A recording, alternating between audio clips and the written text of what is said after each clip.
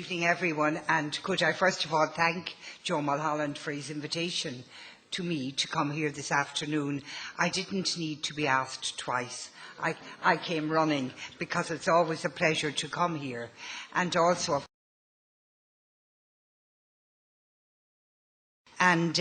we had been formed and we were in opposition. So somebody said to me earlier when I went on to county councils, if you're going to speak, speak the first day, because otherwise you might act cowardly and not come forward. And I remembered so many years ago when I had very young children and I had been elected to the county council, and the night before I went on my first day's business in Mullingar, the reading a Cosmopolitan magazine, which said in it, if you're going to an important board meeting, it's still a good magazine, I think, if you are going to an important board meeting, speak up on the first day. So I trotted along to my county council, 22 men, 1 woman, me, and there was a very kindly man, was the whip of all of us in Fianna Fáil, and he said, now I have good advice for the newcomers. Don't speak for 6 months. So I had in my mind, Cosmopolitan says, speak your first day. This nice man says, don't speak the first day. But anyway, I went in and my name was in front of me. I'll never forget the thrill. Councillor Mary O'Rourke. I had made it. And I looked at the agenda and number 5 item was housing. Well, after all, who doesn't know about housing? We all live in one, or we've built one.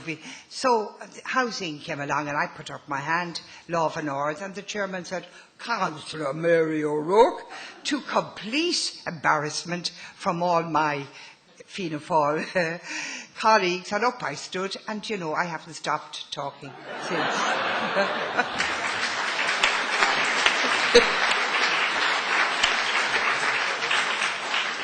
That wasn't part of what I meant to talk about. It's how Elaine brought it up, so therefore I didn't have known. But I did want to talk about the Constitution from, if you like, a political point of view. I wanted to point out that one constitution one referendum endorsed by the people has never been executed or put into practice by a government of any hue, whilst we await the giving to the people of the wording on the Constitution on Children. And in the beginning of Dermot Keogh's book, on the presentation page, he has a very pithy quotation. It should be borne in mind that there is nothing more difficult to arrange, more doubtful of success, and more dangerous to carry through than initiating changes in a state's constitution. And that is from Machiavelli, the Prince, 500 years ago. So if he thought to say that all of those years ago, it's a great wonder, isn't it, that since 1937 there have in fact been 21 constitutional amendments, of which 7 of the proposals to amend the Constitution have been rejected by the people. 7. So it wasn't so bad. They decided on the voting system, the formation of constituencies, the voting system again, dissolution of marriage, the right of life, the Treaty of Nice, and the protection of human life and pregnancy. In all of those, the people decided, no thank you. Out of those 21, there was one referendum in 79, which the people voted in affirmation by a very big majority, and yet the Oireachtas never implemented this referendum. Now, if I was on a quiz, I'd say, hands up those who know what one it is, but I think you would all know, so I'll just go through it. Very little is spoken or written about it, and I wish we could know why. The referendum, which was entitled University Representation in Seanad, in the Seanad, Upper House of Parliament, 1979. The purpose of this proposal was to give Seanad votes to graduates of all third-level institutions.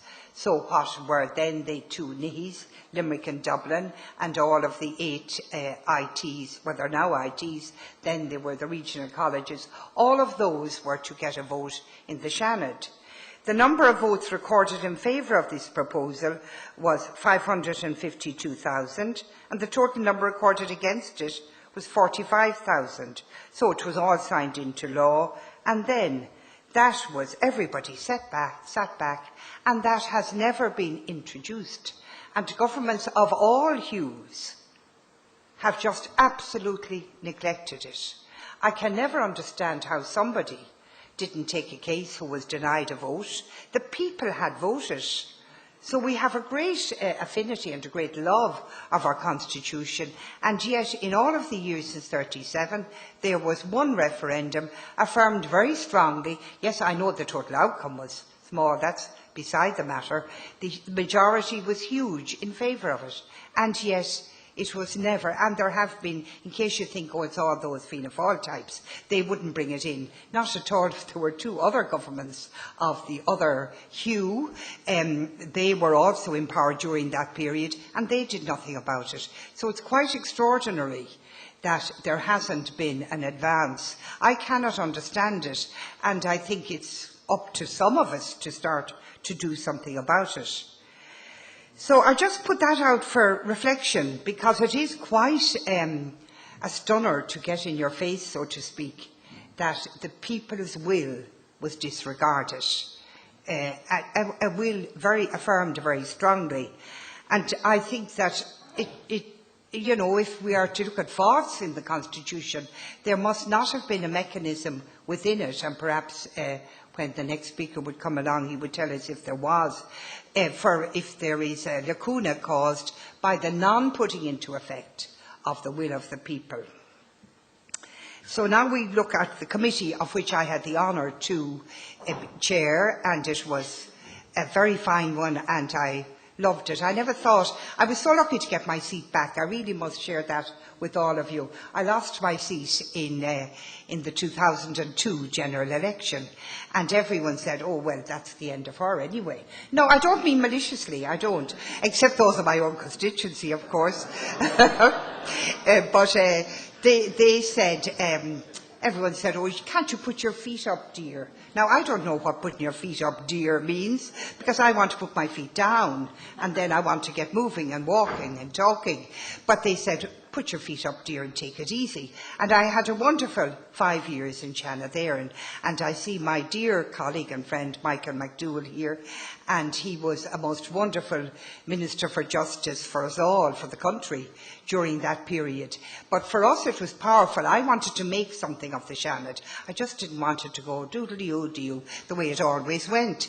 And he brought many of his justice bills to the Seanad first, which gave us a great status. We'd be able to say, oh, we're having that bill next week. So it gave us a great little boost, and he got great hearing and engaged in wonderful debate with the senators. The Seanad chamber is very good. You're very near everybody, much nearer now than this, just like the distance between the two rows of seats. So when you're talking, when the minister is talking, when people are talking with him, it's all very intimate and very close.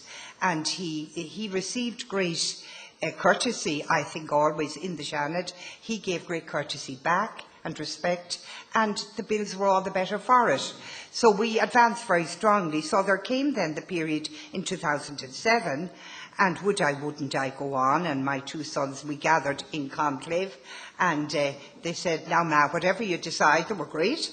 They said, grown men, they said, whatever you decide to do, we'll back you. So that was fine, and they did, and canvassed the highways and the byways, and I got back. No feet up for me, no thank you. They were down on the ground, and I got into Dáil Éireann.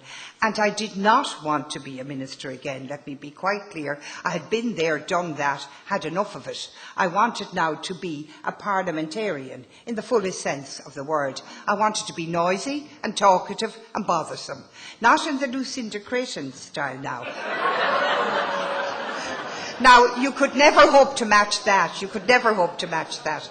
But I did want to do something definite and quite powerful.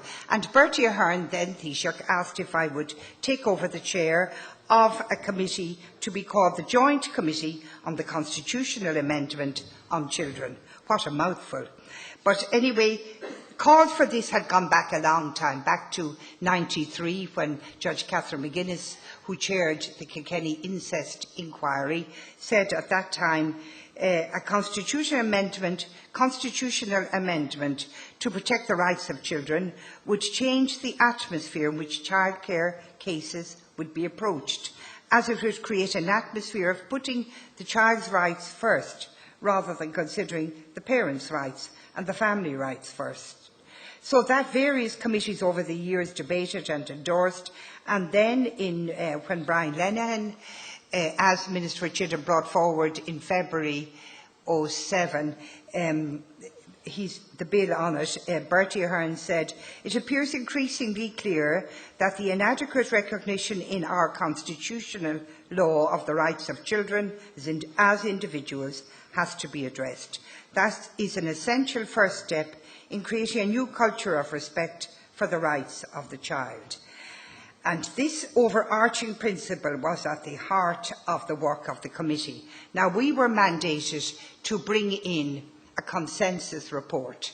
We were not mandated to bring in a minority report and a majority report, or on the one hand or on the other hand. We were mandated, I was mandated as chair, and each member on it, to bring forward a consensus report. And it is quite remarkable. And even after all of the years I had been in politics, I never ceased to be enthused by the enthusiasm of that committee. And there were some really big beasts on it, people like Alan Shatter and Brendan Howlin and Alex White. You try dealing with all of them on a consensus basis all day, every day. It was very difficult, but very, very, very worthwhile. And we were determined that we would bring about wording which we would all agree upon. And so we had very good, very fine legal advice. I heard the previous speaker talking about one of the cases which I think Mary O'Toole had been the prime mover in, and which we had studied. We sat for well over 18 months, and we brought forward three reports. The first one was that we were going to get the wording for the amendment, and that we based that on we looked at it, the UN Committee on the Rights of the Child, Non-Discrimination and Enjoyment of Convention Rights, that the best interests of children are a primary consideration in all actions concerning children, the right of the child to life, survival and development, and the right of the child to be heard in all matters concerning him or her. So we recommended that a new Article 42, titled Children, be inserted in the Constitution to replace the current Article 42.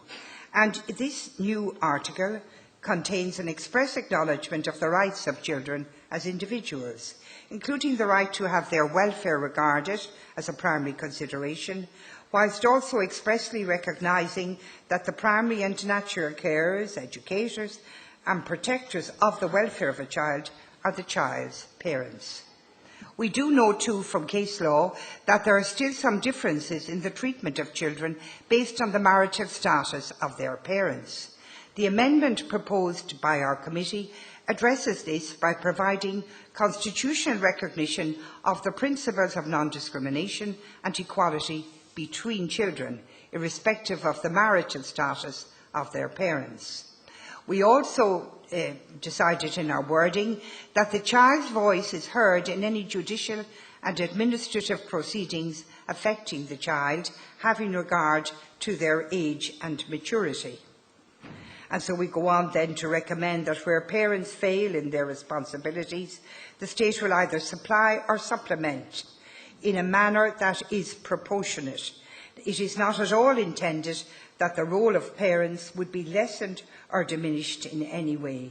The continued existence of Article 41, that is the famous one concerning the family, will provide this assurance. Now, you know, we spent an afternoon in which we flirted very dangerously.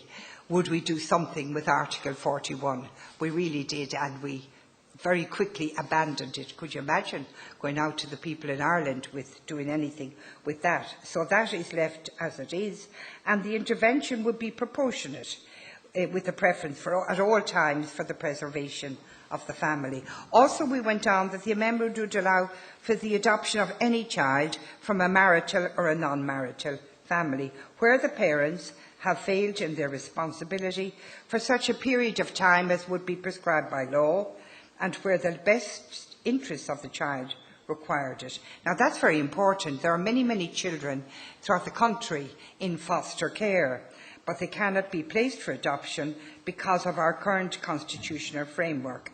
And under this amendment which we have proposed, these children would be eligible for adoption. And we'd also brought in the bill, the National Vetting Bureau bill, which Barry Andrews is now bringing into law for the autumn term, allowing of the Gardaí to exchange soft information, therefore allowing for, we hope, that there would never be a case such as that case in England where the 2 children were waylaid to their death. And so we have done all of that. We fulfilled our mandate. I was told, set up the committee, there's your membership, bring a consensus report. We did that. We gave it to government. It was debated in the Dáil and Seanad.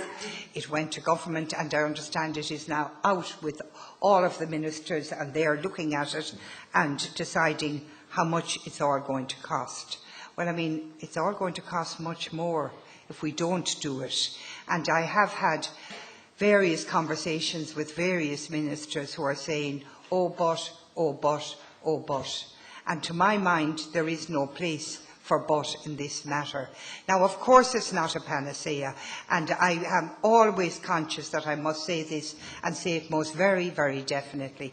This is not the panacea to remedy all the ills that befall children in our society. Far from it. But it does, I feel, now obviously I'm very partial and prejudicial in favour of it, but I do feel that it will, if it's promulgated to the people, and if the people vote for it, I do feel it will bring about a framework, such as Catherine McGuinness envisaged way back in '93. It will bring about a framework, and into that framework, the rights of children will very comfortably fit and will be, I hope, duly endorsed by the people. We cannot wait until there is another huge scandal and everyone wrings their hands and says, we must have a referendum on children's rights. I fully agree, and I've said that if passed by the people, this would not be a panacea for all of the social ills in society, but it would go a long way towards ensuring a fairer climate for children. Now, I know it would be a very tough campaign, but we have built up that consensus, and that's why I repeat again here in the Glenties to my call on the government to ensure that this proposal is put to the people as quickly as possible. I do so in the knowledge that the cross-party consensus, which we all worked very hard to bring about, will be diminished. You know, the force and the compelling force of that very quickly will die away. And this is, of course, their amendment, the wording may have to be tweaked. I don't know. I'm quite sure it will, and I'm quite sure the present Attorney General is advising the government on the matter. But how it would be a referendum that when we would go out in the highways and byways with it, because it is born out of consensus, would, I hope, receive in return a measure of consensus of approval. There would be plenty, and there are already the forces gathering. I know all about it. I'm at the recipient of all those calls and letters, and I'm sure other people are too, who are on the committee. It's not a mandate for the government of any hue to go out and whip all the children away from their parents. It is not a mandate for that. The wildest reaches of imagination couldn't envisage, but it is being envisaged that that is what we have in our mind. But I strongly believe that if we don't do it now, we've lost the time. And you know the lines of Shakespeare, there is a tide in the affairs of men which, taken at the flood, leads on to fortune. And I think the tide for this referendum, for this wording now to be put to the people, is now. I do not think that it should be mired in the debate about by-elections. You know, I'm sure all the Donegal people here are gasping for a new TD. I don't know, but I haven't met anyone in any of those constituencies that are gasping for a new TD. But anyway, we're led to believe they all are, and that they'll be vastly diminished if they don't get it. But I don't think the referendum on children, I think it's too important to be mired down in all that carry on, which will of necessity go on in a by-election campaign. I think it should be left solid, strong on its own. And I am very glad to have a platform, Joe, here in your lovely school, in your school of thinking and talking, to allow me to put forward my views on that. And particularly, I would like to thank you all for giving me such attention while I spoke. Thank you.